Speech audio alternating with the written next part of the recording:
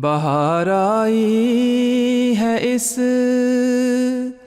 वक्ते ख़िज़ां में, लगे हैं फूल मेरे बोस्तां में. Assalamu alaikum wa rahmatullahi wa barakatuhu.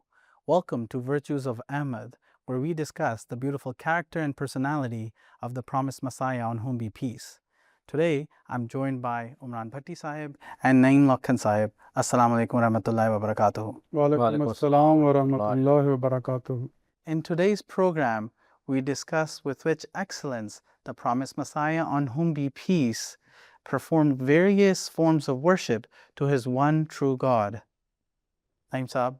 Jazakallah, there's a hadith of the Holy Prophet sallallahu alaihi wasallam, as-salatu imaduddin, meaning that salat or prayer, namaz, is a pillar of faith.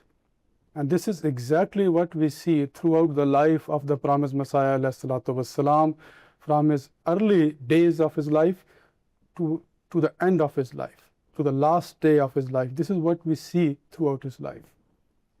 He used to offer prayer with the great devotion, humility, sincerity, and he repeatedly emphasized this to his Jamaat as well.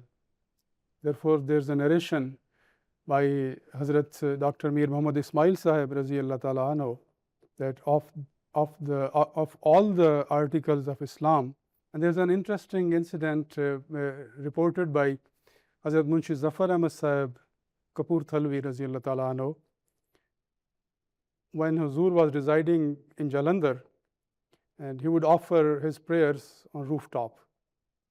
One day, when Huzur was offering his prayer, Hazrat Munshi Sahib went to the rooftop and he was watching, and Huzur prolonged his prayer and prolonged bowing and prostration.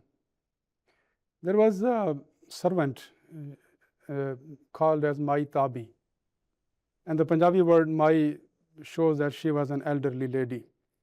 She came and she stood beside the promised Messiah والسلام, and offered her prayer, and then she left. Munshi Sahib Raziyallahu Ta'ala Anhu was watching all this.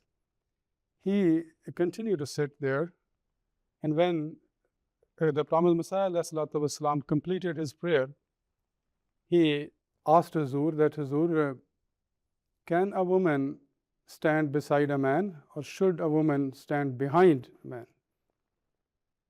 Hazrat Masih Maud ﷺ replied that a woman should stand behind man during prayer. On this, Munshi Sahib said, Huzur, Mai Tabi stood beside you just now. And Huzur ﷺ replied, we don't know when she stood and when she left. Jazakallah Naeem Sahib for those excellent points. Naveed Bhai, you mentioned in the beginning that how the promised Messiah, peace be upon him, refined worship to its best form. Now what this actually means is that whatever he gained, whatever he did, was following the footsteps of the Holy Prophet ﷺ, under his shadow, under his servantship. And this is how he came and he told the Muslim world that namaz or prayer is not just a ritual thing, but it's a connection, it's a meeting that you have with Allah the Almighty. And even in the hadith, it is mentioned that in the latter days, when the Imam Mahdi will come and the faith will go to the Pleiades, he will go and take it and bring it back to the earth. And this is exactly what he did. And also the Holy Prophet ﷺ mentioned that when you are praying, pray as if you're looking at God or God is looking at you. And through his examples, through the narrations, and through the writings, we see that this is how it was implemented, and we see this and we educate ourselves from these narrations. And this is what we see in the life of the promised Messiah والسلام, that through his own example, he showed that how namaz should be done. It should not be a dry exercise or a mechanical exercise. It should be filled with passion and emotion and love. Just to feel that somebody is in the audience of Allah Ta'ala. Another example that we see during the time of the promised Messiah, peace be upon him, which showcases humility and meekness, is that during congregation namaz, he had appointed different Imam Salat. For example, Hazrat Hakim, Maulvi Nuruddin, Raziyallahu Anhu, and many other Imams. And he would usually pray in Masjid Mubarak, and he would be on the first row on the right side of the Imam, beside the wall. And when after the namaz, he would get up with the Imam and be in the mihrab, in the prayer niche area as well. But when he did lead namaz, his prayer will be, and his recitation will be filled with so much pain and anguish and fervor, which would lead the congregation to release emotions and cry at that time. And some of the chapters and some of the verses that he would often recite during his prayer is that there's a narration by Hazrat Amma Jan Riziyatullah Anha that in the latter part of the night, he would come home and would do namaz al-Maghrib. The particular verse he would recite in Surah Yusuf, verse 87, A'udhu billahi minash shaitanir rajim, Bismillahir Rahmanir Rahim, Innama ashku bathi wa huzni ilallah, that I only complain of my sorrow and my grief to Allah Ta'ala. And there is another narration mentioned in Tafsir al-Kabir written by Hazrat Muslim Maud Radhiyallahu anhu. The narration is actually mentioned by Dr. Mir Muhammad Ismail Radhiyallahu anhu, that when he used to recite Tarawih prayers later part of the night at home, and the first rakat he would recite Ayatul Kursi, and in the second rakat he would recite Surah Ikhlas. It's fantastic how you mentioned Hazur would always pray to Allah Ta'ala and shared that ayah with us where he would only share his sorrows with his God. And then you mentioned that he would recite Ayatul Kursi and Surah Ikhlas, both talking about the oneness of God. We see that throughout his life. This was really important. Tawheed is the most important pillar of Islam. And when you mentioned Tarawih, it reminded me that Hazur would leave no opportunity for not offering the optional prayers. Hazrat Deen Muhammad Sahib Razillah Ta'ala Anhu narrates that from a very young age, he used to observe the promised Messiah, on whom be peace. He noticed that right after offering his Isha prayer, Hazur would go to bed, he would sleep, allowing him to wake up in around 1 o'clock in the morning at times to offer his tahajjud prayers.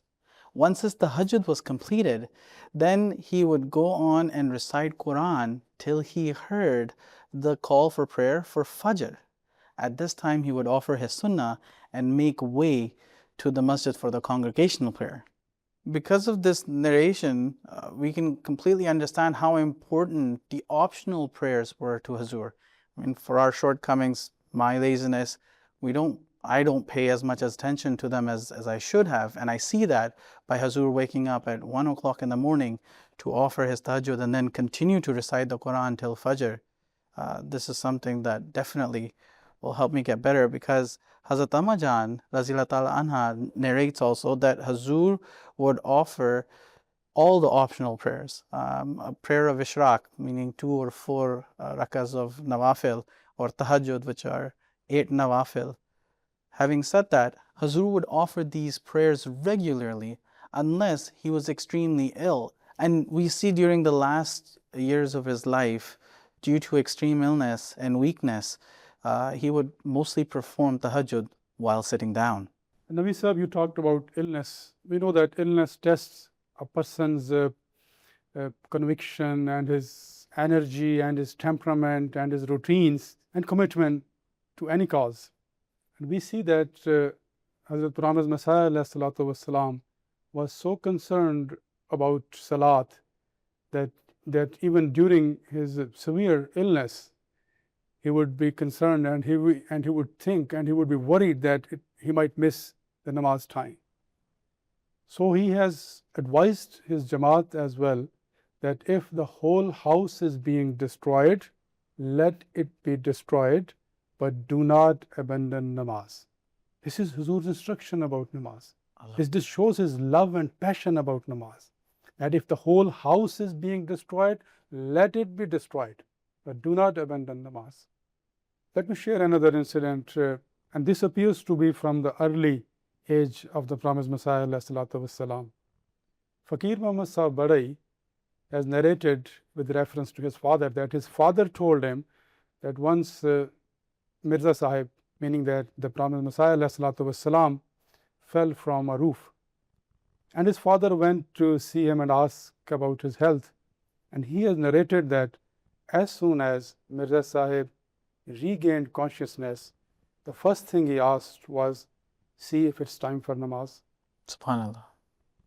And one more thing to mention in this same context.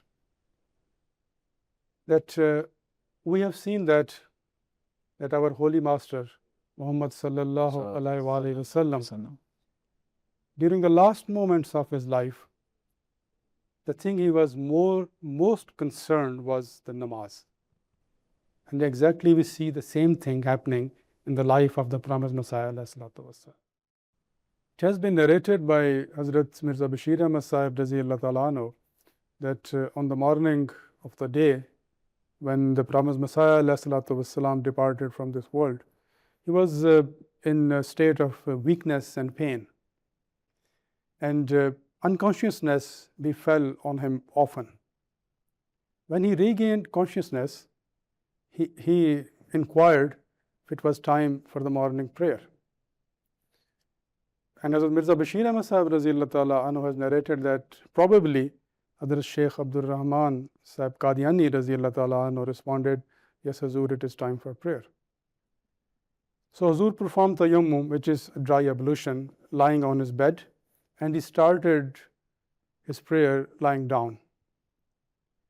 But he again became unconscious and he could not complete his prayer. After a while, when he regained consciousness, he asked the same question again, was it time for prayer? And somebody told, and it was stated that yes, it was time for prayer. And Hazur made his intention again, but Hazrat Sahibzada Mirza Bashir Ahmad Sahib Raziyallahu Ta'ala Anhu has narrated that he could not ascertain that if Hazrat Masih Maud alayhi salatu wassalam could complete his prayer. He was in such a state of weakness and distress at that time. This is such a beautiful reflection that we get to see the promised Messiah, on whom be peace, following his holy master, the Prophet, peace and blessings of Allah be upon him. Fasts are a form of worship, and we are aware of that. However, Hazrat Masih Maud, on whom be peace, held them in a very high regard. Not only did he keep his obligatory fasts, he also gave preference to all the optional fasts. Hazrat Sahibzada Mirza Bashir Ahmad Raziyallahu Ta'ala Anhu narrates that once Hazrat Amma Jan Raziyallahu Ta'ala Anha, may Allah Ta'ala be pleased with her, stated that Hazur came to know, or was hinted at, that keeping fasts would help him progress in the way of Allah Ta'ala. Hazur ended up keeping fasts for 6 months and no one knew about them.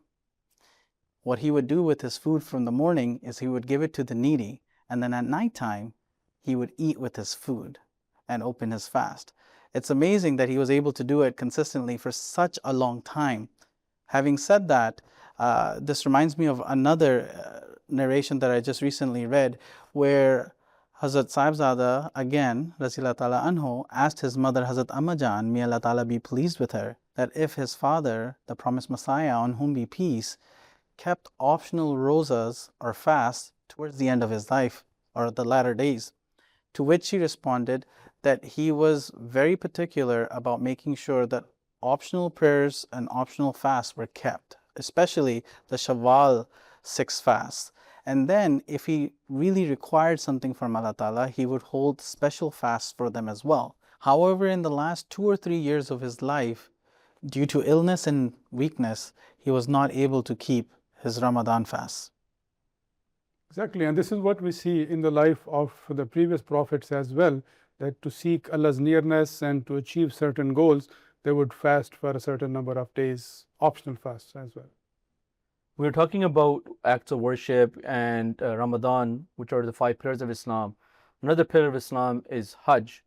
And Hajj is obligatory upon every Muslim who is physically fit, who has a financial means, and who also has accessible and safe route and passage to the Khana Kaaba.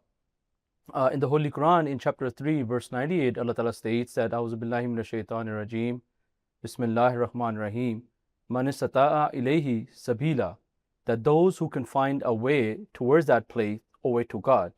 So what this verse proves and states, and we can understand from this, that Hajj is only obligatory upon you when you have the financial means and you have the physical goodness, like you're physically fit to do that, and the access, the route, all the passage is safe, and there is no danger to your life.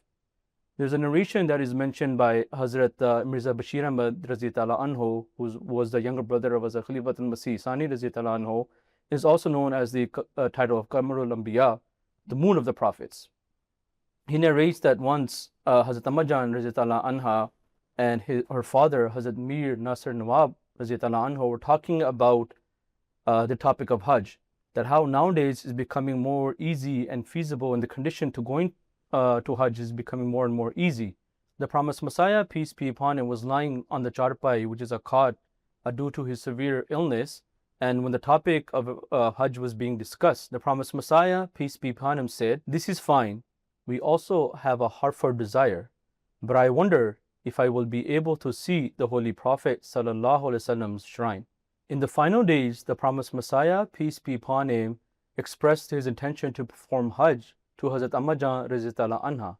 So after his demise, Hazrat Ammajan Razi Ta'ala Anha appointed an old companion of his, Hazrat Hafiz Ahmadullah Sahib Razi Ta'ala Anhu, to perform Hajj Badal, which is to perform Hajj on behalf of someone. And Hazrat Ammajan Razi Ta'ala Anha bore all types of expenses for this Hajj. Finding out all these wonderful ways of worship really begs one to take notice of themselves and understand that we have a lot of shortcomings, but we have in Hazrat Masih Maud, peace be upon him, and Ahazur Sallallahu Alaihi Wasallam, the Holy Prophet, and our Master, fantastic and wonderful blessings if we just put in the time and put our minds towards godly things rather than worldly things. We see with what passion and determination the promised Messiah, on whom be peace, expressed his love for God through different forms of worship, from salat to nawafil to fasting, and his utmost desire for Hajj. We see that he has taken them to an excellent form. Jazakallah for sharing these amazing narrations on the life of the promised Messiah, on whom be peace. Dear viewers, this is all the time we have for today. Until next time, Assalamu alaikum wa rahmatullahi wa barakatuhu. बहार आई है इस वक्ते ख़िज़ां में, लगे हैं फूल मेरे बोस्तां में।